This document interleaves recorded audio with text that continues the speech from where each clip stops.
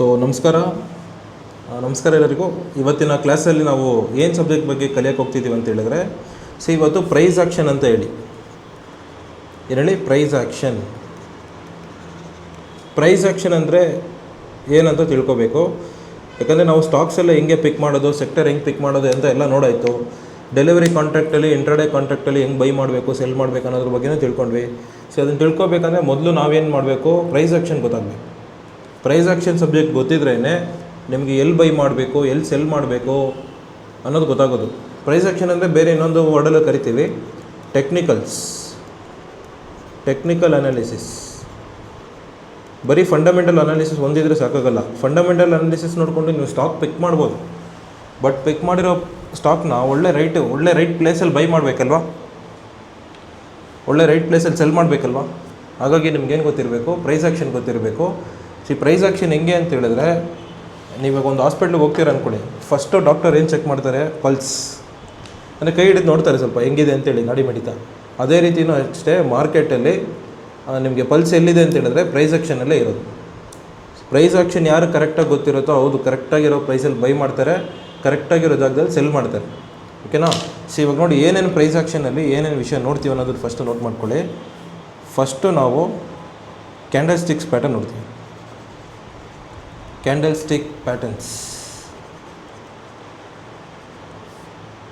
Next support resistance ನೋಡ್ತೀವಿ, support and resistance. Support resistance ಅಂದರೆ demand. Market is nothing but demand and supply. ಕಡಿಮೆ ರೇಟಿಗೆ ತೊಗೋಬೇಕು, ಜಾಸ್ತಿ ರೇಟಿಗೆ ಮಾರಬೇಕು. ಅದೇ ಕಡಿಮೆ ರೇಟಲ್ಲಿ ನಾವು ಸಪೋರ್ಟ್ ಇದೆ ಅಂತ ಹೇಳ್ತೀವಿ, ರೆಸಿಸ್ಟೆನ್ಸ್ನ ನಾವು ಸಪ್ಲೈ ಝೋನ್ ಅಂತ ಕರಿತೀವಿ. ಅಲ್ಲಿ ನಮಗೆ ಡಿಮ್ಯಾಂಡ್ ಇರಲ್ಲ ರೆಸಿಸ್ಟೆನ್ಸಲ್ಲಿ. ಅದು ಹೆಂಗಿರುತ್ತೆ ಅಂತ ನೋಡೋಣ ಮುಂದೆ. ಸಪೋರ್ಟು, ರೆಸಿಸ್ಟೆನ್ಸು ಮತ್ತು ಟ್ರೆಂಡ್ ಲೈನ್ ಅಂತ ಬರುತ್ತೆ. Trend line. ಇದಾದಮೇಲೆ ನಾವು ನೋಡೋದು ಟ್ರೆಂಡ್ಸಲ್ಲಿ up trend, down trend, sideways ಇದೆಲ್ಲ ಬರುತ್ತೆ. ಅದೆಲ್ಲ ನಿಮಗೆ ಇನ್ಫಾರ್ಮೇಷನ್ ಕೊಡ್ತೀನಿ. ಇಷ್ಟು ವಿಷಯ ಇದು ಯಾರಿಗೆ ಗೊತ್ತಿರುತ್ತೋ ಅವರು ಕರೆಕ್ಟಾಗಿರೋ ಜಾಗದಲ್ಲಿ ಬೈ ಮಾಡ್ತಾರೆ. ಬೈ ಮಾಡಿದ್ಮೇಲೆ ಕರೆಕ್ಟಾಗಿರೋ ಜಾಗದಲ್ಲಿ ಸೆಲ್ ಮಾಡ್ತಾರೆ. ಆ್ಯಕ್ಯುರೇಟಾಗಿ ಎಂಟ್ರಿ ಆ್ಯಂಡ್ ಎಕ್ಸಿಟ್ ಮಾಡ್ತಾರೆ. ಎಂಟ್ರಿ ಎಕ್ಸಿಟ್ಗೆ ಇವು ಗೊತ್ತಿರಬೇಕು. ಇದು ಗೊತ್ತಿಲ್ಲದೆ ಮಾಡಿದ್ರೆ ಯಾರೂ ಸಕ್ಸಸ್ ಆಗೋಕ್ಕಾಗಲ್ಲ. ಸುಮ್ಮನೆ ಫಂಡಮೆಂಟಲ್ಸ್ ನೋಡ್ಬಿಟ್ಟು ಲಾಂಗ್ ಟರ್ಮ್ ಇನ್ವೆಸ್ಟ್ಮೆಂಟ್ ಮಾಡ್ಬೋದು ಅಷ್ಟೇ. ಬಟ್ ಆ್ಯಕ್ಯುರೇಟಾಗಿ ಪರ್ಸೆಂಟೇಜ್ಗಳನ್ನ ಕ್ಯಾಚ್ ಮಾಡಬೇಕಂದ್ರೆ ನಿಮಗೆ ಗೊತ್ತಾಗಬೇಕಾಗಿರೋದು candle sticks pattern, support, resistance, trends. ಮತ್ತು ಇದ್ರ ಜೊತೆಗೆ ನೀವು ನೋಡಬೇಕು ನ್ಯೂಸಸ್ ಕೂಡ, ಗ್ಲೋಬಲ್ ನ್ಯೂಸಸ್ ಏನೇನು ನಡೀತಿದ್ದು ನೋಡಬೇಕು.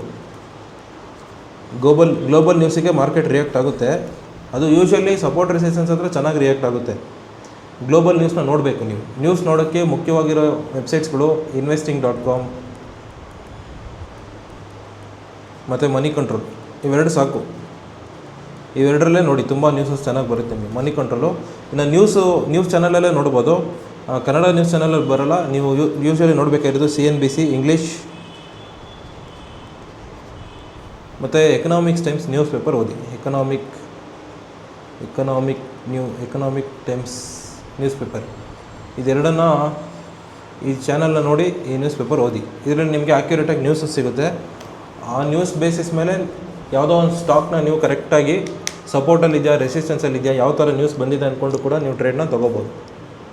ಓಕೆನಾ. ಇವಾಗ ನಾವು ಫಸ್ಟ್ ಟಾಪಿಕ್ಕು ಪ್ರೈಸ್ ಆಕ್ಷನಲ್ಲಿ ಏನು ನೋಡ್ತಿದ್ದೀವಿ ಅಂತ ಹೇಳಿದ್ರೆ ಕ್ಯಾಂಡಲ್ ಸ್ಟಿಕ್ಸ್ ಪ್ಯಾಟರ್ನ್. ಏನು ಹೇಳಿ, ಕ್ಯಾಂಡಲ್ ಸ್ಟಿಕ್ಸ್ ಪ್ಯಾಟರ್ನ್. ನೀವು ನೋಡಿರ್ಬೋದು ಗ್ರಾಫಲ್ಲಿ ಕ್ಯಾಂಡಲ್ಗಳೆಲ್ಲ ಮೂವ್ ಆಗ್ತಿರುತ್ತೆ. ಇಲ್ಲಿ ನೋಡಿ, ಕಾಣಿಸಿದ್ಯಾ? ಗ್ರೀನ್ ಕಲರು, ರೆಡ್ ಕಲರ್ ಕ್ಯಾಂಡಲ್ಗಳು. ಈ ಕ್ಯಾಂಡಲ್ ಏನು ಇಂಡಿಕೇಟ್ ಮಾಡ್ತಿದೆ, ಹಿಂಗೆ ಬೀಳ್ತಿದೆ, ಹಿಂಗೆ ಹೋಗ್ತಿದೆ, ಏನು ಇಂಡಿಕೇಟ್ ಮಾಡ್ತಿದೆ ಈ ಕ್ಯಾಂಡಲ್ಲು ಅನ್ನೋದನ್ನೇ ನೋಡಬೇಕು. ಕ್ಯಾಂಡಲ್ ಏನು ಇಂಡಿಕೇಟ್ ಮಾಡುತ್ತೆ ಅಂತ ಹೇಳಿದ್ರೆ the movement of the price ಮೂಮೆಂಟನ್ನು ಹೇಳುತ್ತೆ ಕ್ಯಾಂಡಲ್ಲು. ಎಲ್ಲಿಂದ ಎಲ್ಲವರೆಗೂ ಹೋಯ್ತು, ಎಲ್ಲಿಂದ ಎಲ್ಲವರೆಗೂ ಕೆಳಗಡೆ ಬಿತ್ತು, ಎಲ್ಲಿಗೆ ಫಸ್ಟು ಈ ಕ್ಯಾಂಡಲ್ ಓಪನ್ ಆಯಿತು, ಎಷ್ಟು ರೂಪಾಯಿಗೆ ಓಪನ್ ಆಯಿತು, ಮಾರ್ಕೆಟ್ ಮುಗಿಬೇಕಾದಾಗ ಎಲ್ಲಿವರೆಗೂ ಹೋಯ್ತು, ಎಲ್ಲಿವರೆಗೂ ಬಿತ್ತು, ಆ ಥರ ಅದನ್ನು ಇಂಡಿಕೇಟ್ ಮಾಡುತ್ತೆ. ಪ್ರೈಸ್ ಮೂಮೆಂಟಮ್ನ ಇಂಡಿಕೇಟ್ ಮಾಡುತ್ತೆ. ಈ ಪ್ರೈಸ್ ಮೂಮೆಂಟಮಲ್ಲಿ ಸ್ಟ್ರೆಂತ್ ಇದೆಯಾ, ವೀಕ್ನೆಸ್ ಇದೆಯಾ ಅಂತ ನೋಡ್ಕೊಂಡು ನಾವು ಬೈ ಮಾಡಬೇಕು. ಅದನ್ನು ನಾವೀಗ ಕ್ಯಾಂಡಲ್ ಸ್ಟಿಕ್ಸ್ ಪ್ಯಾಟರ್ನಲ್ಲಿ ತಿಳ್ಕೊತೀವಿ. ಫಸ್ಟು ಕ್ಯಾಂಡಲ್ ಹೆಂಗೆ ಫಾರ್ಮೇಷನ್ ಆಗುತ್ತೆ ತಿಳ್ಕೊಳ್ಳಿ. ಕ್ಯಾಂಡಲ್ನ ಕಂಡುಹಿಡಿಯೋದು ಜಪಾನವ್ರು ಕಂಡುಹಿಡಿಯೋದು. ಇದು ತುಂಬ ಹಳೆ ಕಾಲದಲ್ಲಿ ಅವರು ಭತ್ತ, ಅಕ್ಕಿನೆಲ್ಲ ಅವರು ಕೃಷಿಯಲ್ಲಿ ಬೆಳೆದಿರೋ ವಸ್ತುಗಳನ್ನ ಅಳತೆ ಮಾಡೋಕ್ಕೆ, ತೂಕ ಮಾಡೋಕ್ಕೆ ಏನು ಮಾಡ್ತಾರೆ, ಗೊತ್ತಾಗಲ್ಲ ಅಂದ್ಬಿಟ್ಟು ಕ್ಯಾಂಡಲಲ್ಲಿ ಅಳೀತಾರೆ. ಇಂಥ ಕ್ಯಾಂಡಲ್ ಒಂದೊಂದು ಸೈಜ್ ಮೇಲೆ ಅವರು ಅಳತೆನ ಮಾಡ್ತಾರೆ. ಅದೇ ರೀತಿ ಅದೇ ಒಂದು ಸಿಸ್ಟಮ್ನ ನಾವು ಸ್ಟಾಕ್ ಮಾರ್ಕೆಟಲ್ಲಿ ಯೂಸ್ ಮಾಡ್ಕೋತಾ ಇದ್ದೀವಿ. ಆಲ್ಮೋಸ್ಟ್ ಸುಮಾರು ಕ್ಯಾಂಡಲ್ 6 ಪ್ಯಾಟರ್ನ್ಗೆ ಜಪಾನಲ್ಲೇ ಹೆಸರಿಟ್ಟಿರ್ತಾರೆ. ನಿಮ್ಗೆ ಹೋಗ್ತಾ ಹೋಗ್ತಾ ಗೊತ್ತಾಗುತ್ತೆ ನೋಡಿ. ಫಸ್ಟು 2 ಥರ ಕ್ಯಾಂಡಲ್ ಇದೆ ಮಾರ್ಕೆಟಲ್ಲಿ. ಒಂದು ಗ್ರೀನ್ ಕ್ಯಾಂಡಲ್, ಅದನ್ನು ಬುಲ್ಲಿಶ್ ಕ್ಯಾಂಡಲ್ ಅಂತ ಕರಿತೀವಿ. ಬುಲ್ಲಿಶ್ ಕ್ಯಾಂಡಲ್ನ ಗ್ರೀನ್ ಅಂತ ಕನ್ಸಿಡರ್ ಮಾಡ್ತೀವಿ. ಬೇರಿಶ್ ಕ್ಯಾಂಡಲ್ ಇನ್ನೊಂದು. ಬೇರಿಶ್ ಕ್ಯಾಂಡಲ್ಲು ಯಾವ ಕಲರ್ ಇರುತ್ತೆ? Red colour. ಇದೇನು ಇಂಡಿಕೇಟ್ ಮಾಡುತ್ತೆ ಅಂದರೆ ಗ್ರೀನು ಮೇಲು ಬುಲ್ಲಿಶ್ ಅಂತ ಇಂಡಿಕೇಟ್ ಮಾಡುತ್ತೆ, ಬೇರಿಶು ಕೆಳಗಡೆ ಬೀಳ್ತಾ ಇದೆ ಅಂತ ಇಂಡಿಕೇಟ್ ಮಾಡುತ್ತೆ, ಬೀಳುತ್ತೆ ಅಥವಾ ಬೀಳ್ತಾ ಇದೆ ಅಂತ ಇಂಡಿಕೇಟ್ ಮಾಡುತ್ತೆ. ಓಕೆನಾ? ಫಸ್ಟು ಗ್ರೀನ್ ಕಲರ್ ಕ್ಯಾಂಡಲ್ಲು, ಒಂದು ಕ್ಯಾಂಡಲ್ ಹೆಂಗೆ ಫಾರ್ಮ್ ಆಗುತ್ತೆ ಅಂತ ನೋಡಿ. ಒಂದು ಗ್ರೀನ್ ಕಲರ್ ಕ್ಯಾಂಡಲ್ಲು ಹೆಂಗೆ ಫಾರ್ಮ್ ಆಗುತ್ತೆ ಅನ್ನೋದು ನೋಡಿ. ಅದಕ್ಕೆ ಮುಂಚೆ ಒಂದು ಸಲ ಇಲ್ಲಿ ನಾನು ಈ ಕ್ಯಾಂಡಲ್ ಮೇಲೆ ಕ್ರಸರ್ ಇಡ್ತೀನಿ. ಅದನ್ನು ನೋಡೋದಕ್ಕೆ ಮುಂಚೆ ಇಲ್ಲಿ ನೋಡಿ, OHLC ಈ ಒಂದು ಪಾಯಿಂಟ್ನ ಅಬ್ಸರ್ವ್ ಮಾಡಿ. ಮೇಲ್ಗಡೆ ಈ ಒಂದು ಪಾಯಿಂಟ್ನ ಅಬ್ಸರ್ವ್ ಮಾಡಿದಾಗ ನಿಮಗೆ OHLC ಅಂತ ಕಾಣಿಸ್ತಿದ್ದೆ. ಅದು ಏನದು OHLC? ಇವಾಗ ಅರ್ಥ ಮಾಡಿಸ್ತೀನಿ ನೋಡಿ.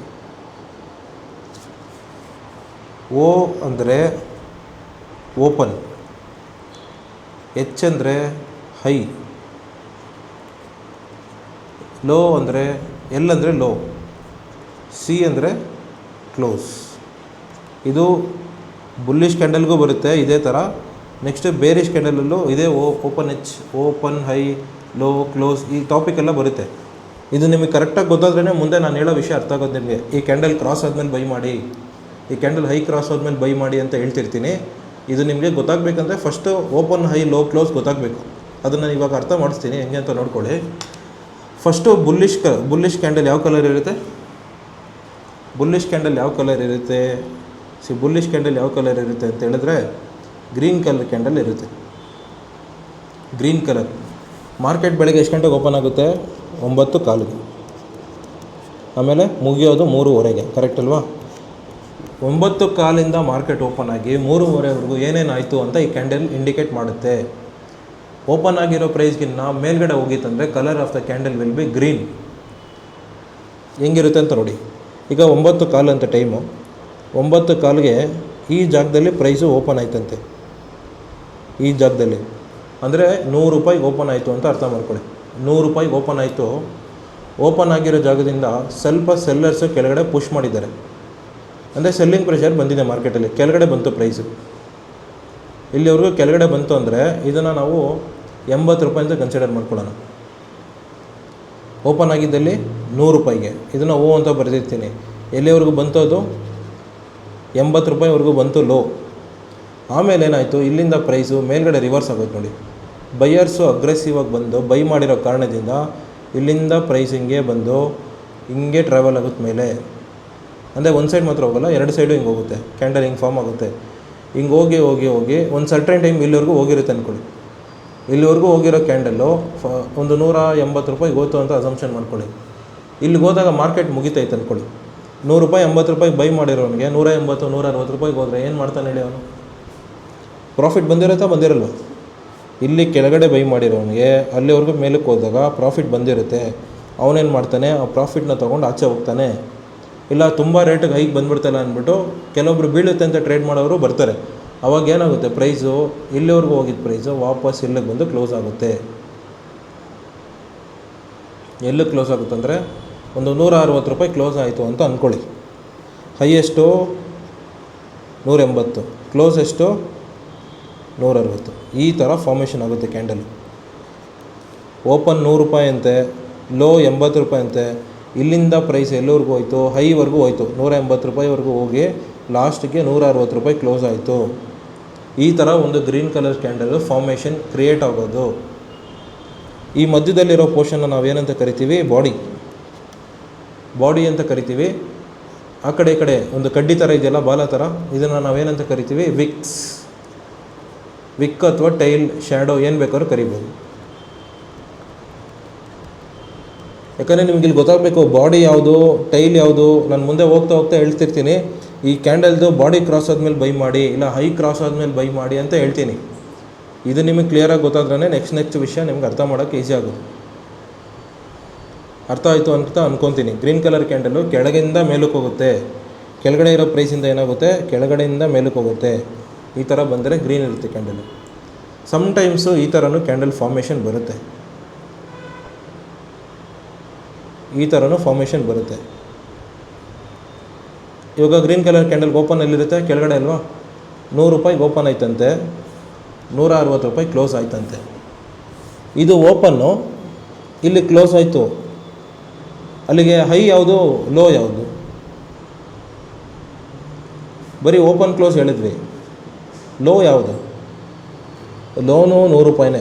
ಓಪನ್ ಎಲ್ಲ ಆಯಿತು ಅದೇನೇ. Open = low, close = high. ಇಲ್ಲಿ ಎಲ್ಲೂ ವಿಕ್ಕೆ ಬಂದಿಲ್ಲ ಅಂತ ಹೇಳಿದ್ರೆ, ಎಲ್ಲೂ ಓಪನ್ ಆಗಿದೆಯೋ ಅದೇ ಲೋನೇ. ನೆಕ್ಸ್ಟು ಮೇಲ್ಗಡೆ ವಿಕ್ಕು ಬಂದಿಲ್ಲ ಅಂತ ಹೇಳಿದ್ರೆ ಅದೇ ಕ್ಲೋಸು, ಅದೇ ಹೈ. ಈ ಥರನೂ ಫಾರ್ಮೇಷನ್ ಆಗುತ್ತೆ ಕ್ಯಾಂಡಲ್ಲು. ಇದಕ್ಕೆ ಏನಾದರೂ ಕೆಳಗಡೆ ವಿಕ್ಕು ಬಂದಿದ್ದರೆ ಆವಾಗ ಲೋ ಇದಾಗ್ತಿತ್ತು. ವಿಕ್ಕು ಬಂದಿದ್ದರೆ, ಬಂದಿಲ್ಲ ಅಂದರೆ ಎಲ್ಲಿದೆಯೋ ಅದೇ ವಿಕ್ಕು. ಕ್ಲಿಯರಾ? ಈ ಥರ ಗ್ರೀನ್ ಕಲರ್ ಕ್ಯಾಂಡಲ್ ಫಾರ್ಮೇಷನ್ ಆಗುತ್ತೆ. ಇದನ್ನು ನೋಡಿಕೊಂಡು ನೆಕ್ಸ್ಟ್ ಸಬ್ಜೆಕ್ಟಲ್ಲಿ ಏನೇನು ಮಾಡಬೇಕು ಅನ್ನೋದನ್ನ ಹೇಳ್ತೀನಿ. ಇದು ಬುಲ್ಲಿಶ್ ಕ್ಯಾಂಡಲ್ ಈ ಥರ ಫಾರ್ಮೇಷನ್ ಆಗುತ್ತೆ. ನೆಕ್ಸ್ಟ್ ಬೇರಿಶ್ ಕ್ಯಾಂಡಲ್ ಯಾವ ಥರ ಫಾರ್ಮೇಷನ್ ಆಗುತ್ತೆ ನೋಡಿ. ಬೇರಿಶ್ ಅಂದರೆ ಏನು ಇಂಡಿಕೇಟ್ ಮಾಡುತ್ತೆ? ಪ್ರೈಸು ಬೀಳ್ತಾ ಇದೆ ಅಂತ ಇಂಡಿಕೇಟ್ ಮಾಡುತ್ತೆ. ಪ್ರೈಸ್ ಏನು ಮಾಡ್ತೈತೆ ಅಂತ ಇಂಡಿಕೇಟ್ ಮಾಡ್ತೈತೆ? ಬೀಳ್ತಾ ಇದೆ ಅಂತ ಇಂಡಿಕೇಟ್ ಮಾಡುತ್ತೆ. ಇವಾಗ ನಾವು ಪ್ರೀವಿಯಸ್ಸಾಗಿ ಏನು ಡಿಸ್ಕಸ್ ಮಾಡಿದ್ವಿ? ಗ್ರೀನ್ ಕಲರ್ ಕ್ಯಾಂಡಲ್ಲು ಕೆಳಗಿಂದ ಮೇಲಕ್ಕೆ ಹೋಗುತ್ತೆ ಅಂತ ಡಿಸ್ಕಸ್ ಮಾಡಿದ್ವಿ, ಕರೆಕ್ಟಾ? ಆದರೆ ಇದೇ ರೆಡ್ ಕಲರ್ ಕ್ಯಾಂಡಲ್ ಏನಾಗುತ್ತೆ ಹೇಳಿ? ಮೇಲಿಂದ ಕೆಳಗಡೆ ಬೀಳುತ್ತೆ.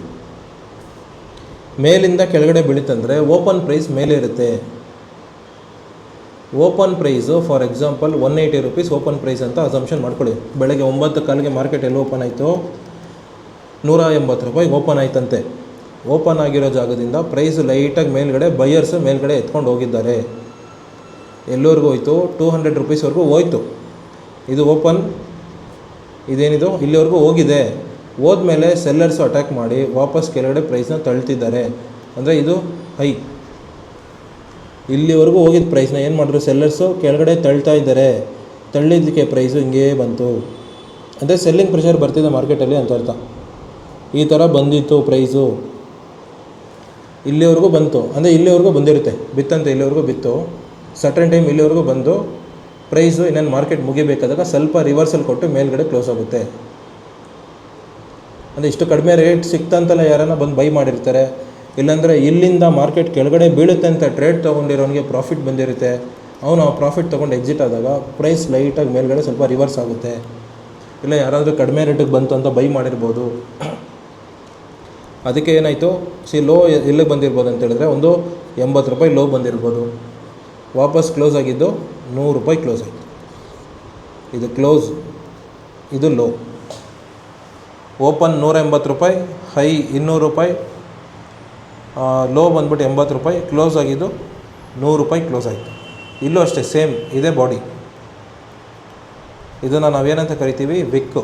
ಆ ಕಡೆ ಈ ಕಡೆ ಬಾಲ ಥರ ಇದೆಯಲ್ಲ, ವಿಕ್ಕು, ಟೈಲು, ಶ್ಯಾಡೋ ಏನು ಬೇಕಾದ್ರೂ ಕರಿಬೋದು. ಸೊ ಈ ಕ್ಯಾಂಡಲ್ ಏನು ಇಂಡಿಕೇಟ್ ಮಾಡ್ತಿದೆ? ಪ್ರೈಸು ಮೇಲಿಂದ ಕೆಳಗಡೆ ಫಾಲ್ ಆಗಿದೆ ಅಂತ ಇಂಡಿಕೇಟ್ ಮಾಡ್ತಿದೆ. ಕೆಳಗಡೆ ಬಿದ್ದಿದೆ, ಬೀಳ್ತಾ ಇದೆ ಅಂತ ಇಂಡಿಕೇಟ್ ಮಾಡುತ್ತೆ. ಅವಾಗ ನಾವೇನು ಮಾಡ್ಬೋದು? ಕೆಳಗಡೆ ಬೀಳುತ್ತೆ ಅಂತಲೂ ಟ್ರೇಡ್ ತೊಗೊಬೋದು. ಸೊ ಅದೆಲ್ಲ ಮುಂದೆ ಹೋಗ್ತಾ ಹೋಗ್ತಾ ಹೇಳ್ತೀವಿ. ಇದಕ್ಕೂ ಅಷ್ಟೇ ಸೇಮ್ ಇದೇ ಥರ ನೋಡಿ, ವೈಸ್ ವರ್ಸ. ಈ ಥರ ಒಂದು ರೆಡ್ ಕ್ಯಾಂಡಲ್ ಕೂಡ ಫಾರ್ಮ್ ಆಗುತ್ತೆ. ಇದಕ್ಕೂ ನೋಡಿ, ಮೇಲ್ಗಡೆ ಕಡ್ಡಿ ಇಲ್ಲ, ಕೆಳಗಡೆನೂ ಕಡ್ಡಿ ಇಲ್ಲ, ಅದೇ ಬಾಲ ಇಲ್ಲ. ಈಗ ರೆಡ್ ಕಲರ್ ಕ್ಯಾಂಡಲ್ ಓಪನ್ ಎಲ್ಲಿರುತ್ತೆ? ಮೇಲ್ಗಡೆ ಇರುತ್ತೆ. ಯಾಕಂದರೆ ಮೇಲಿಂದ ತಾನೇ ಪ್ರೈಸ್ ಕೆಳಗಡೆ ಬೀಳೋದು. ಇಲ್ಲಿ ಓಪನ್ ಆಯ್ತಂತೆ, ಇಲ್ಲಿ ಬಂದು ಕ್ಲೋಸ್ ಆಯ್ತಂತೆ, ಬಿತ್ತಂತೆ. ಅಲ್ಲಿಗೆ ಇದೇ ಹೈ, ಇದೇ low. Close = low, open = high. ಇದಕ್ಕೆ ಸ್ವಲ್ಪ ವಿಕ್ಕಿದ್ದಿದ್ರೆ ಅದೇ ಹೈ ಆಗ್ತಿತ್ತು. ಹಿಂಗೆ ವಿಕ್ಕಿದ್ದಿದ್ರೆ ಇದೇ ಹೈ ಆಗ್ತಿತ್ತು. ವಿಕ್ಕಿಲ್ಲ ಅಂದರೆ ಇದು ಹೈ. ಈ ಥರನೂ ಫಾರ್ಮೇಷನ್ ಕ್ರಿಯೇಟ್ ಆಗುತ್ತೆ. ನಿಮಗೆ ಕನ್ಫ್ಯೂಸ್ ಆಗಬಾರ್ದು ಅಂತ ಕ್ಲಿಯರಾಗಿ ಹೇಳ್ತಿರೋದು.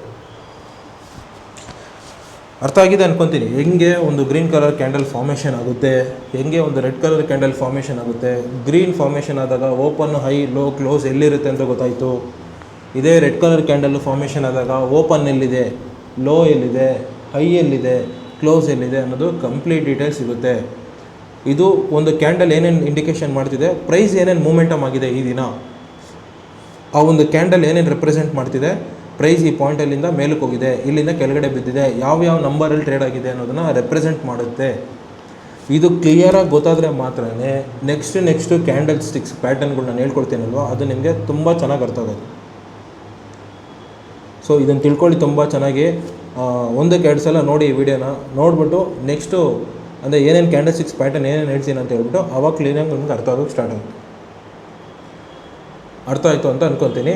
ನೆಕ್ಸ್ಟು ಕ್ಲಾಸಲ್ಲಿ ಏನು ನೋಡೋಣ ಅಂತ ಹೇಳಿದ್ರೆ, ಇಲ್ಲಿ ಏನೇನು ಹೇಳಿದ್ದೀನಲ್ಲ, ಅಂದರೆ ನೆಕ್ಸ್ಟ್ ಕ್ಲಾಸಲ್ಲಿ ಅನ್ನೋದಕ್ಕಿಂತ ಇಲ್ಲಿ ನಿಮ್ಗೆ ಹೇಳಿದ್ದೀನಲ್ಲ ಕ್ಯಾಂಡಲ್ ಸ್ಟಿಕ್ಸ್ ಪ್ಯಾಟರ್ನ್ಸಲ್ಲಿ ಫಸ್ಟು ಕ್ಯಾಂಡಲ್ಸ್ ಅಂದರೆ ಏನಂತ ತಿಳ್ಕೊಬೇಕು, ಹೆಂಗೆ ವರ್ಕ್ ಆಗುತ್ತೆ ಅಂತ ತಿಳ್ಕೊಂಡ್ವಿ. ನೆಕ್ಸ್ಟು ಕ್ಯಾಂಡಲ್ ಸ್ಟಿಕ್ಸ್ ಪ್ಯಾಟರ್ನಲ್ಲಿ ಏನೇನು ಕ್ಯಾಂಡಲ್ಸ್ ಇದೆ ಅಂತ ತಿಳ್ಕೊಬೇಕು, ಅದು ಯಾವ ಥರ ರಿಯಾಕ್ಟ್ ಆಗುತ್ತೆ ಅದು ಬಂದಾಗ ಮಾರ್ಕೆಟಲ್ಲಿ ಏನೋ ತಿಳ್ಕೊಬೇಕು. ನಾನು ಹೇಳಿದ್ದು ಕ್ಯಾಂಡಲ್ ಸ್ಟಿಕ್ಸ್ ಪ್ಯಾಟರ್ನ್ ಇದೆಯಲ್ವಾ, ಈ ಕ್ಯಾಂಡಲ್ ಸ್ಟಿಕ್ಸ್ ಪ್ಯಾಟರ್ನು ಹೇಳೋದಕ್ಕೆ ಮುಂಚೆ ನನಗೆ ಕ್ಯಾಂಡಲ್ ಅಂದರೆ ಏನಂತ ಗೊತ್ತಿರಬೇಕು. ಕ್ಯಾಂಡಲ್ ಅಂದರೆ ಏನಂತ ತಿಳ್ಕೊಂಡ್ಮೇಲೆ ಆಮೇಲೆ ಕ್ಯಾಂಡಲ್ ಸ್ಟಿಕ್ಸ್ ಪ್ಯಾಟರ್ನ್ಗಳು ಅಂದರೆ ಹೇಳುತ್ತೆ ಪ್ರೈಸು, ಬೀಳ್ತಾ ಇರೋ ಪ್ರೈಸ್ನ ಮೇಲೆ ಹೋಗೋಕ್ಕೆ ಸಿಗ್ನಲ್ ಕೊಡುತ್ತದು.